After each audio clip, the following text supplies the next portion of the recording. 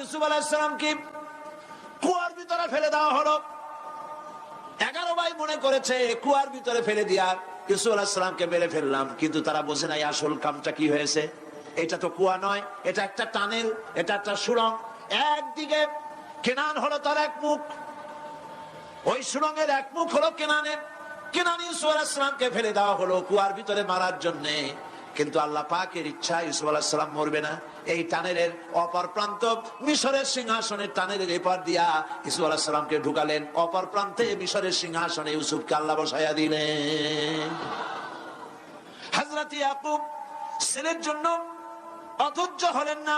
যখন তিনি খবর পেলেন ছেলে বাঘে খেয়ে ফেলেছে, তিনি তখন বলেছেন ফাসাবরুন জামিলুন আসাল্লাহু আইয়াতিয়ানি বিহিম জামিআ ইন্নাহু হুয়াল আলিমুল হাকীম।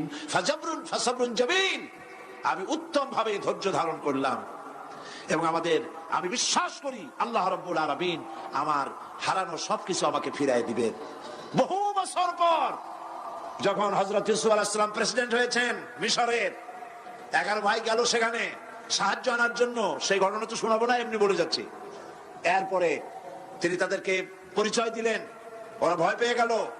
তিনি বললেন ভয়ের কোনো কারণ নাই, লা তাসরিবা আলাইকুমুল ইয়াউম, আজকে আমি কোনো প্রতিশোধ তোমাদের নেব না। সুবহানাল্লাহ। এর নাম পয়গম্বর, এর নাম কি আল্লাহর নবী। আমি আজকে কোনো প্রতিশোধ তোমাদের নেব না, তোমরা যাও। পিতার অবস্থা তিনি জানলেন, কাঁদতে কাঁদতে পিতার চোখ দুটো নষ্ট হয়ে গেছে। ইয়াকুব আলাইহিস সালাম, হযরত ইউসুফ আলাইহিস সালাম বললেন যাও।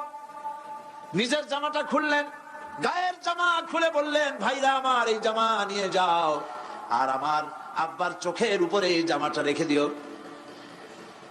ছেলেরা যখন হযরত ইউসুফ আলাইহিস সালামের জামা নিয়ে মিশর থেকে রওনা করেছে, গল্প নয়, উপন্যাস নয়, আল্লাহ পাক এই কোরআন শরীফে সূরা ইউসুফে বলেছেন জামা নিয়ে মিশর থেকে রওনা করেছেন। কোথায় মিশর আর কোথায় কেনান?